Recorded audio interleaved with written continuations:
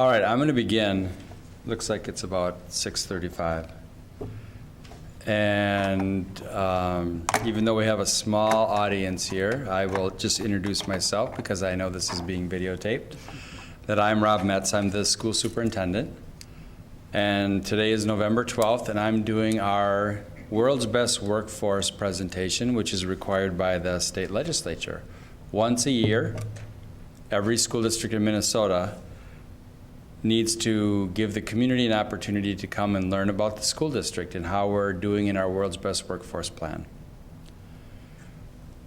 So first, I just want to talk briefly about what is the World's Best Workforce plan. And what I tell people is the World's Best Workforce is an effort to increase the capacity of our students. So in the old days, we used to closely track, and we still do, graduation rate. And in St. Louis Park, we have about 88–89% of our students who are graduating in 4 years. Our goal is 90% four-year graduation rate, and we are really, really close to that. But the World's Best Workforce is a bigger and higher level of expectation. So what this means is graduating from high school is not enough.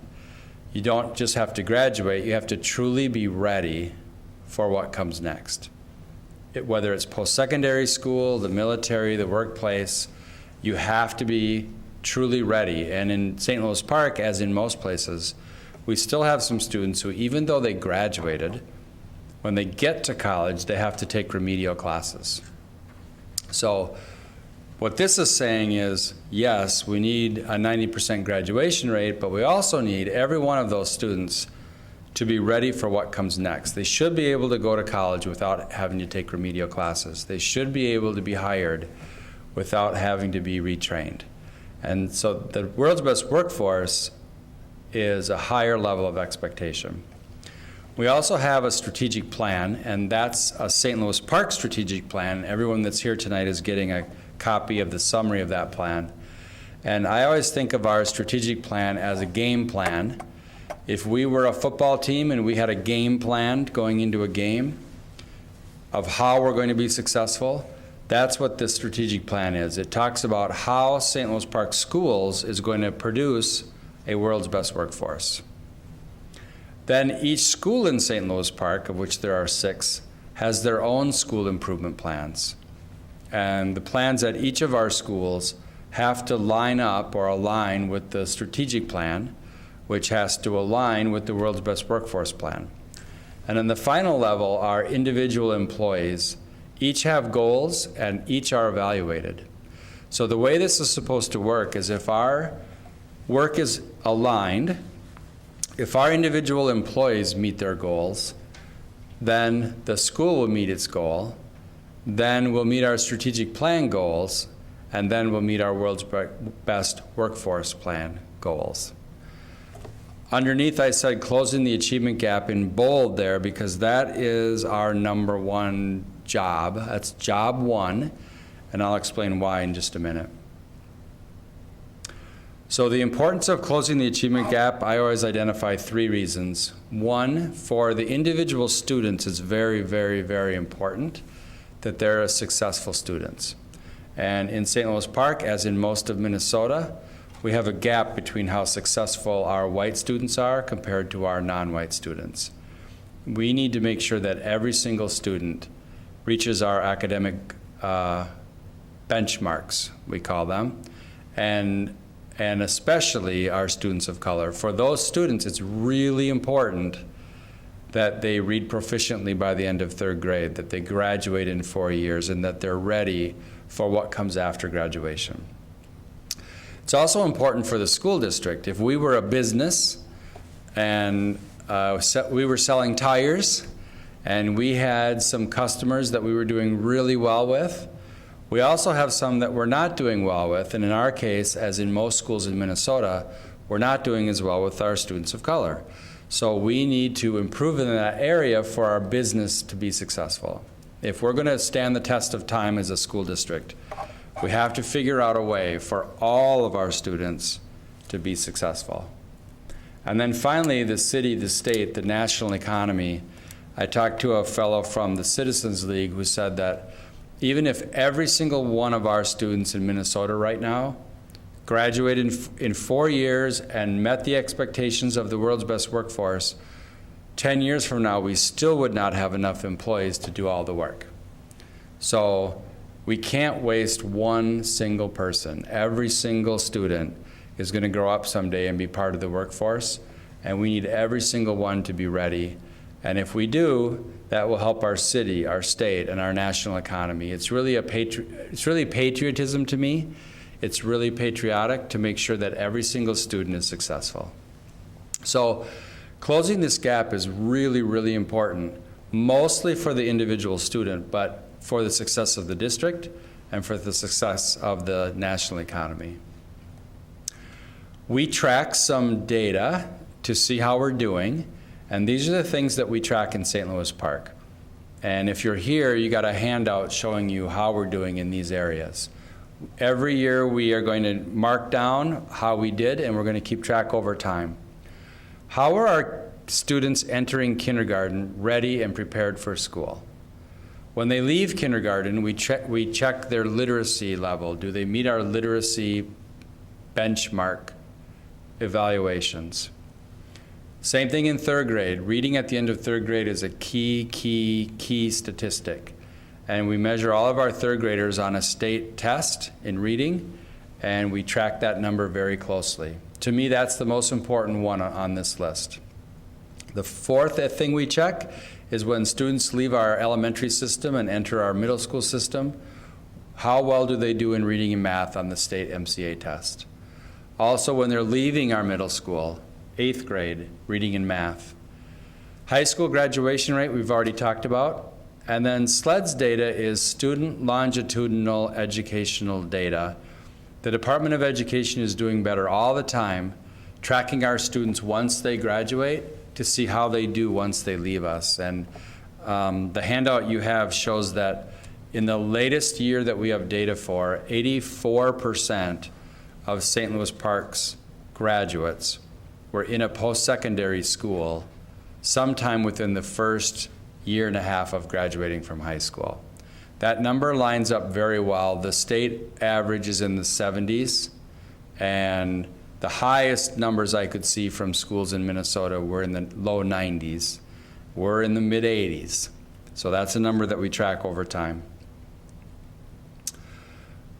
This is the annual meeting, but we do have a small group of community members who meet more than annually. And last year we met 3 times, and those dates are up here. This year we'll also set some meeting dates for our community members. And if anyone is watching this at home and you want to be part of this committee that tracks this data over time, please call the school district and we'll invite you to our future meetings. So what is my role? I'm the superintendent, and I have certain things that I'm needing to do to help this district move forward. First of all, I have to help create the vision and share that vision both inside and outside of the school district. I share it within the school district a lot, but I also am around in the community quite a bit. And part of my job is to help the community understand what the vision of the district is. I also have to align the work in the district. We have 700 employees in the St. Louis Park school system. They're all working very hard. And I need to make sure that what they're working on fits and aligns with the goals of the district. I have to make sure that the work aligns across buildings. So for example, in our 4 elementary schools, are they working in cooperation with one another across all 4 schools? I have to make sure that the work aligns hierarchically through the system from the elementary to the middle to the high school. And I have to make sure that I align the budgets with the work. So many of the things that we do require money, and I need to fund things that line up with the vision. I also have to create and sustain an organization that blends the best practice technical fixes, and I'll talk more about that in a little bit, with racially equitable adaptive changes. And I'm going to take the next few slides to explain that. But an organization has a culture, and the culture of the St. Louis Park school system has to be one where we're willing to take chances and take risks and try new things, and people have confidence and they have courage and they trust one another and they work well together and they know what the vision is and they're helping each other reach for that vision. So the culture of the organization is really important, and it's part of my job to develop that.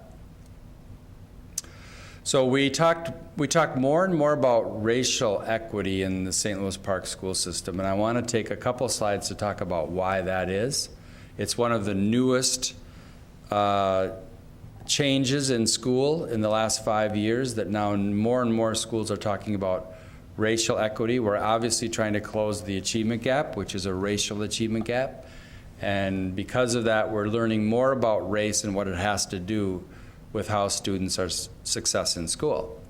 So first of all, one of the reasons that we are studying race and learning about race is that our achievement gap is racially predictable.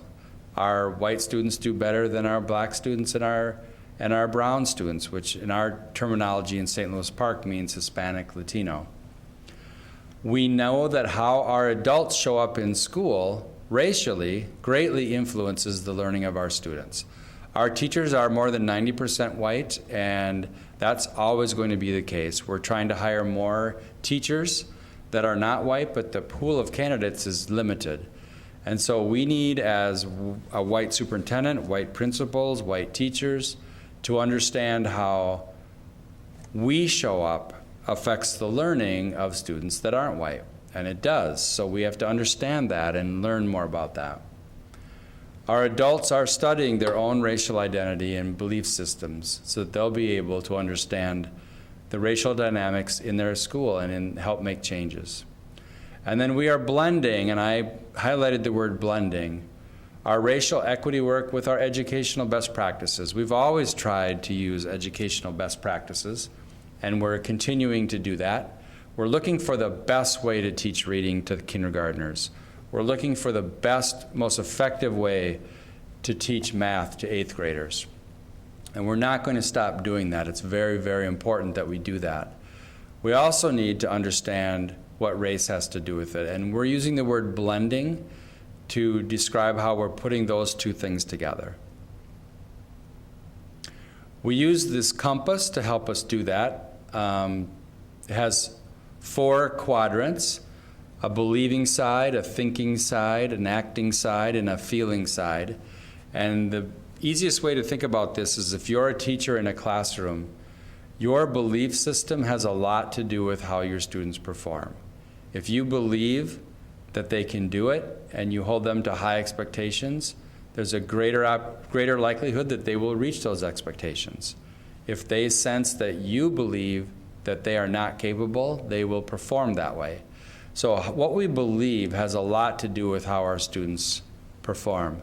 On the other hand, we need to use best practices. And on the acting side and the thinking side, we need to look at what strategies have been proven to work best and use those. So what the compass does is it reminds us that this blending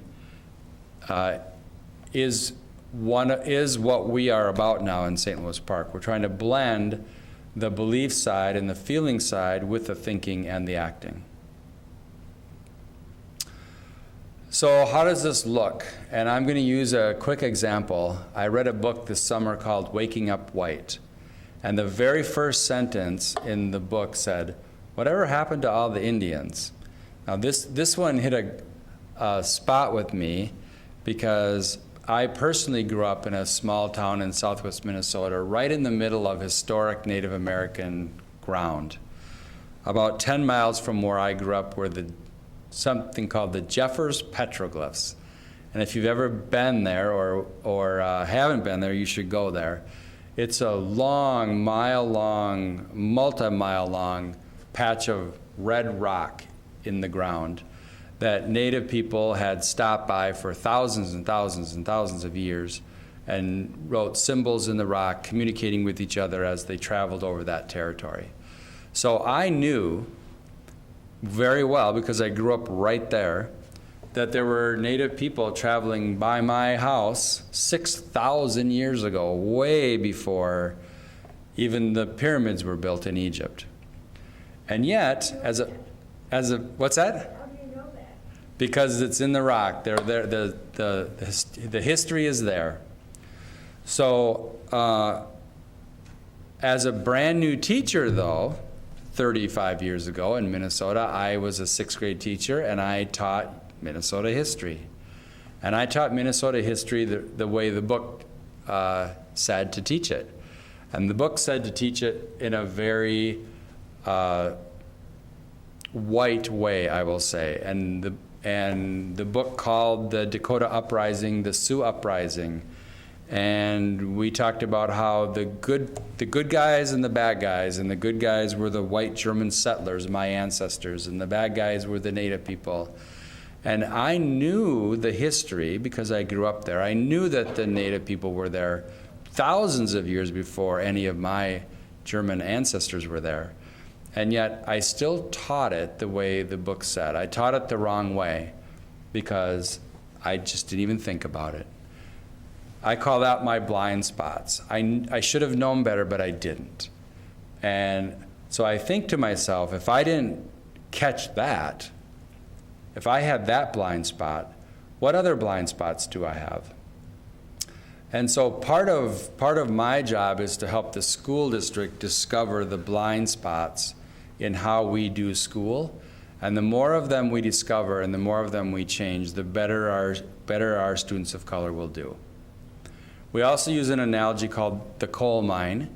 And the way the coal mine analogy works is, this is not our idea. We took it from some of the learning we've been doing. That in the old days, miners used to send canaries down into the coal mine to make sure the gas was safe in the mine. And if the canaries died, they knew the gas wasn't safe, and they got out of the mine and they fixed the mine. In a school analogy, the students are the mine, or the students are the canaries, I should say, and the school is the mine. And if the canaries are dying, in our case, that means not all of our students are achieving. We don't blame the canaries for dying, we fix the coal mine. And that's the approach we're taking with our achievement gap. We're not looking at the students as the problem if they're not doing well. We're looking at us as the problem, as the institution of school, and we're trying to fix the mine.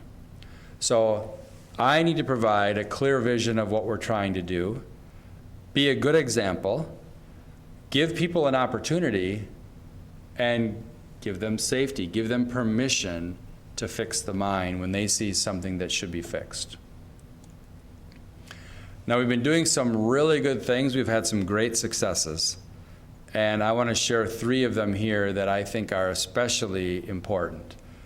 Our 4-year graduation rate, our rigorous coursework at the high school, and all-day kindergarten. These are areas where we've actually closed the gap. If the hardest thing to do in today's world of education is to close the achievement gap, and we've done it in 3 key areas.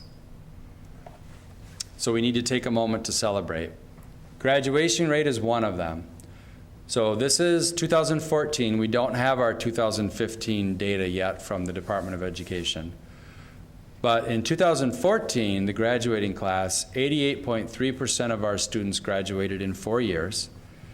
And you can see the racial breakdown there. 80% of our black students graduated in 4 years, where the state average was only 60%. And 92% of our Hispanic students graduated in 4 years, where the state average was 63%. This does not happen by accident. You don't end up making a difference like this just accidentally. So something is happening at the high school, and I think I know what it is, that is causing this to happen. And that's really, really good news and something we need to celebrate. The second area that we need to celebrate is concerning rigorous coursework at the high school. Last year, or actually 2014, we had 512 students at the high school taking 717 advanced placement classes, and 241 students at the high school took 491 International Baccalaureate classes. Both Advanced Placement and International Baccalaureate classes are college-level classes, so we have a great number of high school students taking college-level classes while they're in high school.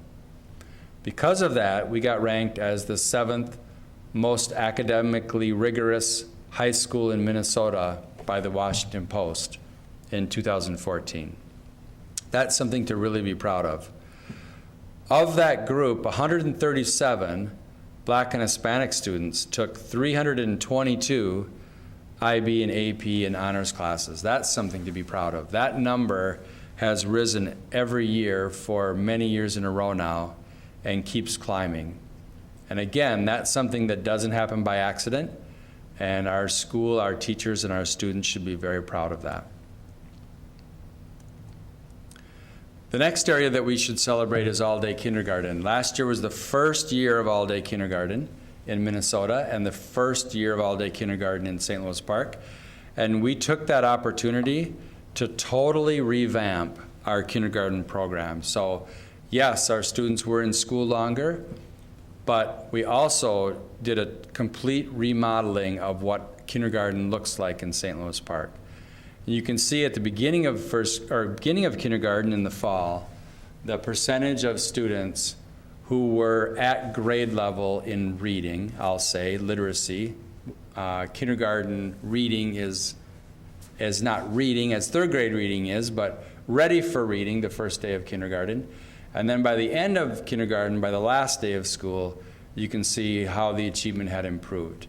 Our goal was that 80% of our students, kindergarten students, would reach the end of year literacy goal, and we surpassed it with 89% of our students reaching the end of year literacy goal. And the gap between white, black, Hispanic narrowed tremendously. So whenever you can narrow the achievement gap, you need to stop and celebrate. And in St. Louis Park, we've done that in 3 key areas: graduation rate, students in rigorous courses, and in all-day K. Now we have one area that is our Achilles heel. It's where we are working the hardest and where we haven't yet narrowed the gap. And this is where we're spending a lot of our time. And I've broken it into 3 chunks. First of all, MCA tests are the key thing, state tests in reading and math mostly, that we still have a gap. And we are working day and night to make a difference in this area. The first key area in MCA tests that needs to change is reading proficiency at grade 3.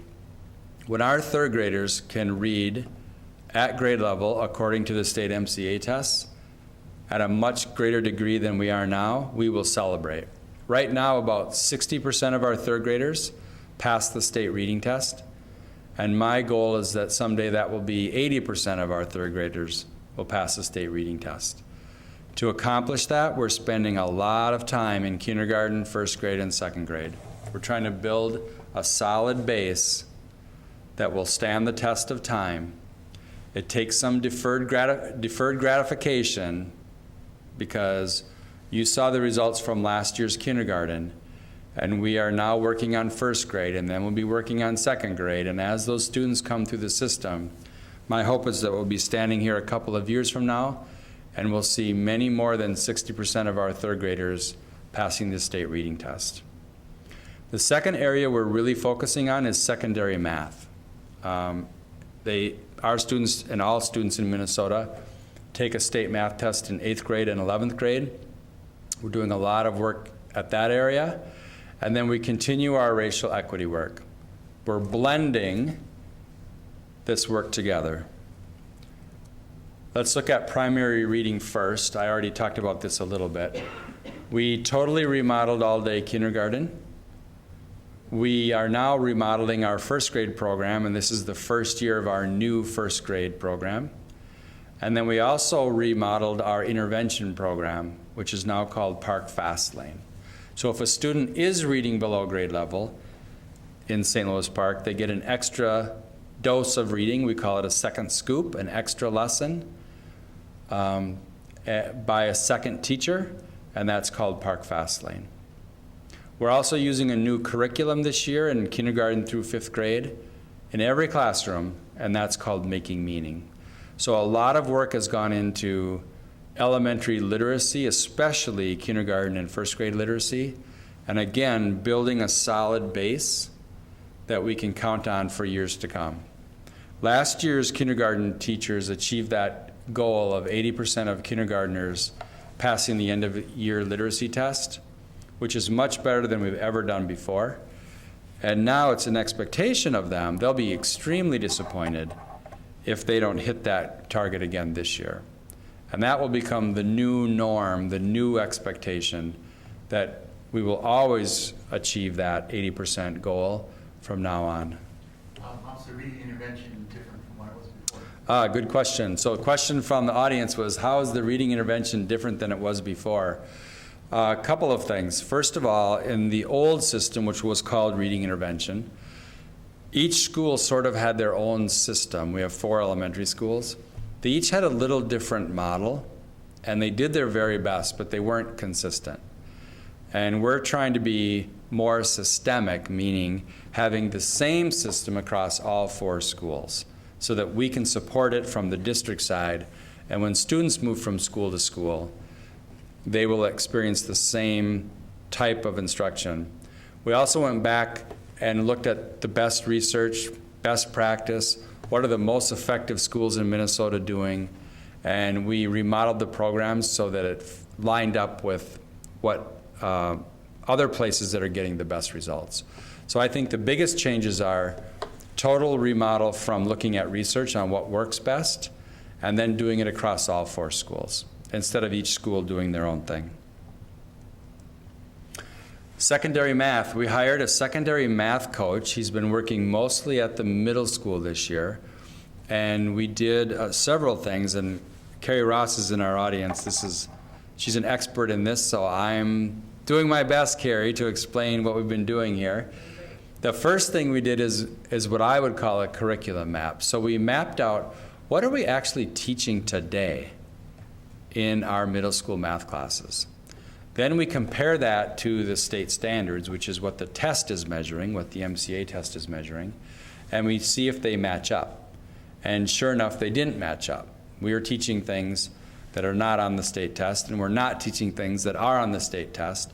So what we're teaching didn't completely line up with what we should have been teaching. So then we have to rewrite our curriculum. We have to fill in the holes of what we should be teaching that we weren't before. And then we have to change our assessments. So if I'm in an 8th grade math class and I finish chapter 1, and the chapter 1 assessment, the test I take, that test should be measuring the state standards that were in chapter 1. So that if I pass chapter 1 test, I get an A on the chapter 1 test. That now means that I know the standards that were in chapter 1. That will get us away from what's happening now, where we actually have students who are getting good grades in math, A's and B's, but they're not passing the state test. And that's because we're not completely lined up. Our curriculum hasn't lined up with the standards, and we're correcting that. So our math coach is helping us work through the middle school curriculum. As soon as we've made enough progress at the middle school, we'll head to the high school and do the exact same process. It's more complicated than it sounds, because if you go through the middle school and the high school, there are at least 10 different pathways you can take. It's very flexible, and there are all kinds of courses. So I could take geometry in 8th grade, algebra in 9th grade, higher algebra in 10th grade, pre-calculus in 11th grade, and AP stats in 12th grade. If that's my path, I need to be taught the state standards somewhere along that path. Someone else might take a completely different path. They may take completely different math courses, and they need to be taught the state standards in their path. So we have to make sure that the standards are embedded in all of our courses in a way that no matter what path a student takes, they're going to be exposed to the state standards. And then we continue our equity work. Right now we've given a lot of help to teachers. We have people that are called equity coaches that come in and observe teachers and help them close the gap in their specific class. Our principals have received coaching, and our superintendent and cabinet have received coaching. That's the first wave, I call it, of people that have been learning about race and equity and how it can impact our school. But we're not going to stop there. There's going to be a second wave.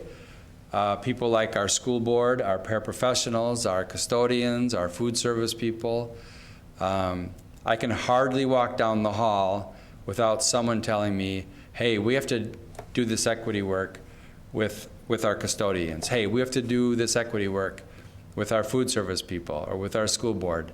And I know that, but there's only so much time and only so much money in a year, and so we have to spread it out over several years. Finally, what's coming next? What's on the horizon for the school district? There are a couple of big issues that are looming and exciting. First of all, we have some big facilities planning that's about to kick off. We're going to create something called a learning design team, which is really an educational facilities planning team. And I'm gathering people for that team right now from all walks of life in St. Louis Park. We're going to spend the greater part of this winter coming up with proposals to present to the school board regarding our facilities. Our facilities are old. They were built in the 50s and 60s, and they are in need of some remodeling.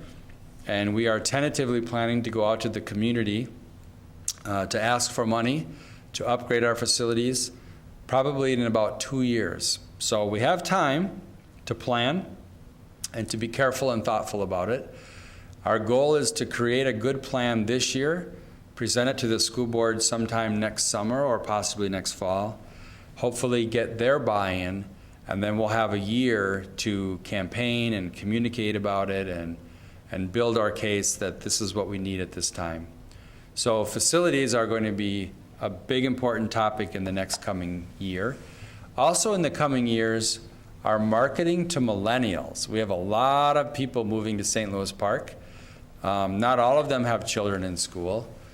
I go to quite a few community meetings and city meetings, and I know that many more condominiums and apartments are going to be built over the next 5 years and 10 years. The city is going to grow, and a lot of the growth is going to come from young people who didn't grow up in St. Louis Park, and that's new. Right now, as I'm out and about in the community, I run into all kinds of people who grew up in St. Louis Park. Their kids went to the St. Louis Park schools. Their grandkids went to the St. Louis Park schools, and that's part of the charm of this community. I see a small change coming where many of the people who are going to be moving here in the next 5 years and 10 years will be different. They will not have grown up in St. Louis Park. So it's going to create an opportunity for us to really get to know them and bring them into the school system. So that is my presentation, and I'd be very happy to answer any questions you might have.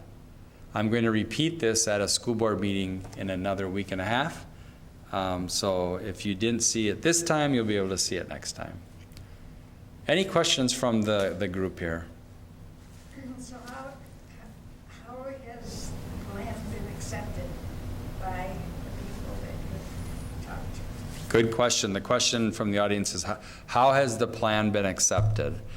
I think very well. You might have to go out and ask other people to get a good answer. I think that would be interesting if you asked parents and staff and students, hey, what is St. Louis Park all about? What's the most important thing here? What are we working on? To see if they could answer that question, because that's part of my job is to help create the vision, mold it and shape it and communicate it and live it. And I feel pretty good about it. I was interviewed today by someone who's writing a magazine story about the school district. And he told me at the end of the interview, because he's interviewed quite a few people, he said, really, I've never been anywhere, any school system that I've done this in, where people seemed as organized around work together. And he felt like, at least, that these were now all employees, that they knew what we were trying to do, they knew why we were trying to do it, and they were supportive of it. Now, we have 700 employees, we have 4,600 students, a big, vast community. So I need to continue communicating and singing the song and sharing the words and gathering as much support as I can for this work. But I think it's pretty positive. Any other questions? Is there any difference between the acceptance of the white parents and the black parents? And say more about acceptance. Well, in terms of how they understand it and Ah. how they're going to go along with it? Yes, so questions about our parent background, racial parent background, white, black, Hispanic, and their understanding or acceptance of what we're trying to do. Well, we are reaching out to find out. We just completed a new strategic plan, and one of the key components of the plan is that we need to create a system, so it's not random, it's organized and planful, about how to reach out to parents that we haven't always connected with well and listen from them and learn from them and find out what we can do different and better and make adjustments. So I would say I don't know the answer to that completely because we haven't successfully asked yet. One of the big shifts that is happening is when we do reach out into the community, instead of us reaching out to families to tell them something, we're trying to reach out to families to listen to them. And I'll give you one good example that happened this year. Is this year for the first time we made a commitment that we were going to have a face-to-face meeting with every single kindergarten family. So before a student enters this school system, we want to have a face-to-face conversation with you and listen to you. So many of our kindergarten families came in for kindergarten conferences, and if they didn't, we went to them. We went to their homes. We went to a neutral place to sit down with them. And the topic changed from us giving them information and telling them things to us listening to them and learning about their child. I got great feedback from many families about that. That's one example, but we need to do more of that. Any other question? You sing the song well. Thank you. I'm trying to sing the song well. I believe in what we're doing. I believe in St. Louis Park. One of the advantages of St. Louis Park is we kind of know what we are, and we're trying to be really, really good at it. We have a brand. We have a niche in the market of school, and our community supports what we're doing, and we fit in well with the community. It's a good marriage, and we're trying to uphold our end of the bargain. I told the reporter today that was interviewing me, when I feel pressure, it's that I don't want to let the community down. I want the schools to be successful because our community expects it and because I know how important it is. We have an advantage over the community in some ways because we have all the young people. So we get to see the future. As you're walking through our schools, you can see what's going to happen 20 years from now. You can predict by how well we do what's going to happen in the community. And we have that glimpse into the future, and it's a huge responsibility when you realize that, how important our role is. So what are you predicting? I'm predicting very good things. Jim? What are the current plans for, I don't know what you call them, community liaisons or cultural liaisons, or what's going on? Yes, so a question for people at home is, what are the current plans for cultural liaisons and community liaisons? Jim knows that one of our major goals in our strategic plan is to reach out to the community, to all of our parents and all of our stakeholders. And to do that, we have to cross over some barriers. And some of the barriers are language. Many of our families don't speak English well. Some of it's cultural, understanding what school is here compared to what school is if they're an immigrant family, for example, where they came from. I think many things are more hidden. Like, for example, in many families and in many cultures, it's not polite to question the teacher. In kind of the aggressive, grade-achieving American white system, it's good to question the teacher. So one specific example is there was a class where students didn't do well on a test, and the students that were highly motivated and it mattered to them whether they got an A or an A minus, they were questioning the teacher. They were asking for more points. They were asking to retake the test. They were aggressively involved. And there were another group of students that weren't aggressively involved, even though they cared just as much about their grade. But in their culture, it's not polite to challenge the teacher. It's not okay to question the adult. And so they were not getting the same accommodations because their cultural practices were different. We have to understand all of that. And we do have one cultural liaison and some interpreting ability, but we need to do more. And the team that's working on that actually met with me this week and said, you know, we're going to need some money to be able to do this. We're going to have to be able to hire some people who can translate, who can interpret, who can reach out into the community and help us connect so that we can understand how these dynamics work in our classrooms. That's part of my job, is to line up the money. You remember that slide I showed? I have to line up the budget with the vision. All right. Well, I want to thank you for coming. I really appreciate it. And as I said, I'll be repeating this at a school board meeting. I believe it's November 23rd. So thank you for coming. It's your birthday? That's great.